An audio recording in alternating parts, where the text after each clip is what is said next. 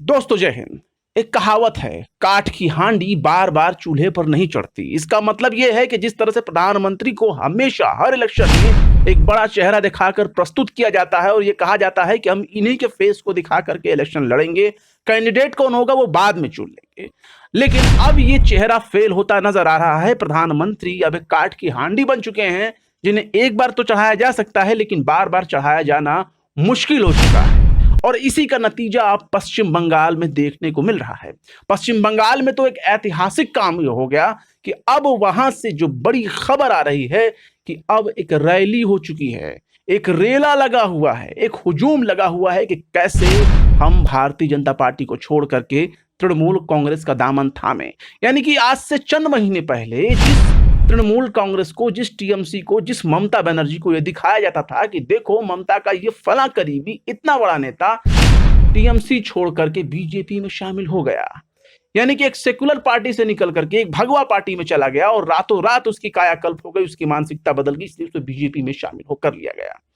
तो इस तरह से आप समझ सकते हैं अब यहां हालात उल्टे हो गए हैं।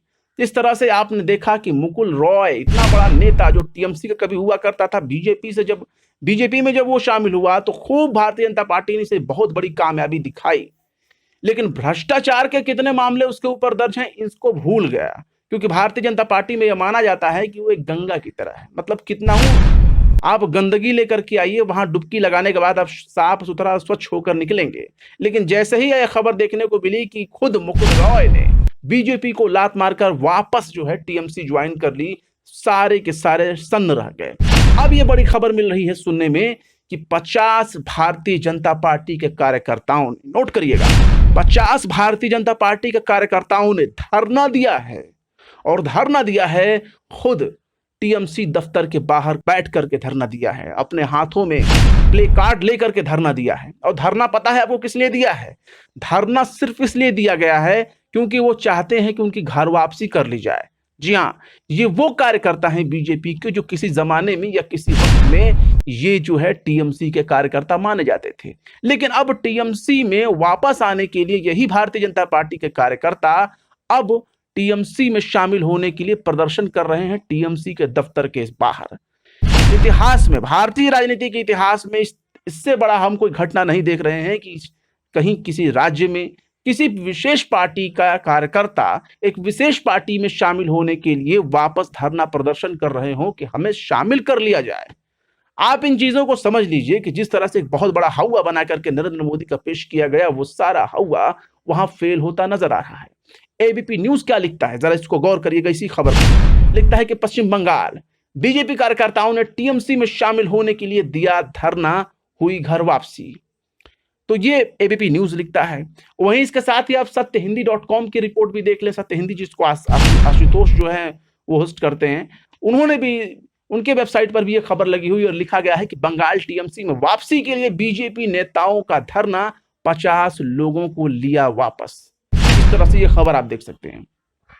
बात कर लेते हैं एबीपी न्यूज की। एबीपी न्यूज ने काफी इसको गहराई से लिखा है, क्योंकि उसका नाम ही आनंद बाजार पत्रिका है और उसका मूल संबंध जो है वो बंगाल की धरती से रहा है एबीपी न्यूज का। तो आप सुन लीजिए कि वो क्या लिखती है इस खबर के बारे में। एबीपी न्यूज लिख रहा है कि पश्चिम बंगाल के बीरभूम जिले में करीब 50 बीजेपी कार्यकर्ता धरने पर बैठ गए। उन्होंने अपने हाथों में प्ले कार्ड लिया हुआ था, कुछ पर लिखा था कि बीजेपी में आना उनकी भूल थी।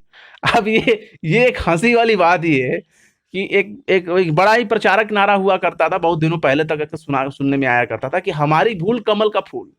तो यही हाल इन बीजेपी कार्यकर्ताओं का हो रहा है कि उत्सुकता में तो चले गए बीजेपी में, अब वापस वहां से आने के लिए कह रहे हैं कि भैया वहां जाना हमारी बहुत बड़ी भूल थी। आगे खबर को पढ़ के सुना देते हैं।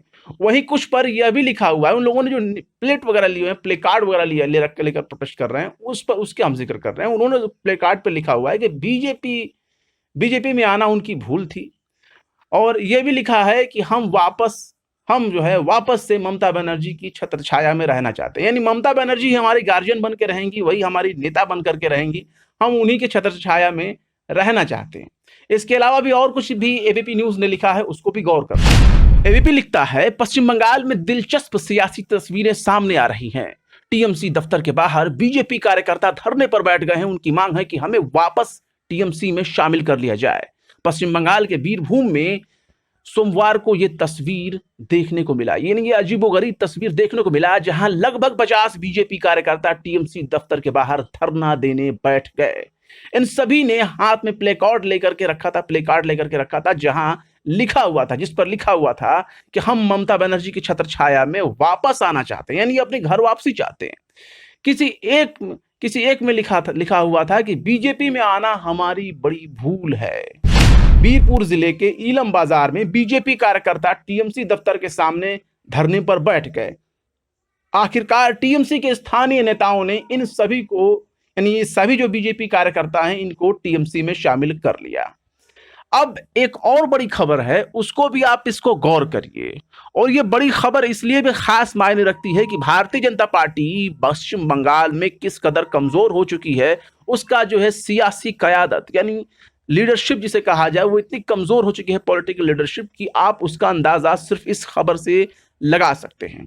इसको खास तौर से सत्य हिंदी जो लिख रहा है वो मोस्ट इंपॉर्टेंट है। सत्य हिंदी लिख रहा है कि 24 विधायक रहे गैर हाजिर, ये एक छोटे से एक हेडिंग लगा दी है, और उसके बाद जो लिखता है वो खास है। सत्य हिंदी लिख रहा है कि मुकुल रॉय की वापसी, यानी मुकुल रॉय चूंकि वापस हो गए, मुकुल रॉय की वापसी और राजीव बैनर्जी के टीएमसी नेता कुमार घोष से मुलाकात करने के बाद बीजेपी का जो आलाकमान है, हाईकमान, इसे भी लेकर सक्रिय हो गया। वो मतलब कान खड़े कर चुका है कि कहीं हमारी पूरी पार्टी जो है पश्चिम बंगाल में शून्य पर ना आ जाए। यानी कि जिस ममता बनर्जी को दीदी करके चढ़ाया जा रहा था खुद प्रधानमंत्री के जरिए, जिन्हें बेगम से लेकर के, खातून से लेकर के ममता मैडम तक कहा गया, अलग अलग किस्म का नाम तक दिए गए उनको अपमानित करने के लिए, आज उस ममता बनर्जी का ये रुसूख देखिए कि बीजेपी के कार्यकर्ता धरना दे रहे हैं। तो ये वाकई राजनीति है, यहाँ कब क्या हालात बदल जाए कोई गारंटी नहीं होती। इसके साथ ही सत्य हिंदी और क्या लिख रहा है कि विपक्ष के नेता शुभेंदु अधिकारी ने सोमवार को जब पार्टी के विधायकों के साथ राज्यपाल जगदीप धनखड़ से मुलाकात की तो 24 विधायक जो है वो गैर हाजिर रहे। बीजेपी विधायक की ओर से राज्यपाल से यह मुलाकात पश्चिम बंगाल में जो है कुछ मामलों को लेकर के की गई थी, किसी खास मामले को लेकर। यह भी बताया जा रहा है कि कुछ दिनों पहले मुकुल रॉय बीजेपी छोड़कर टीएमसी में अपनी घर वापसी कर लिया। उन्होंने टीएमसी में शामिल होने के बाद उन्होंने कहा कि पश्चिम बंगाल में जो स्थिति है वैसी स्थिति में कोई बीजेपी में नहीं रहेगा। उन्होंने कहा कि बंगाल आज फिर अपनी जगह लौटा है।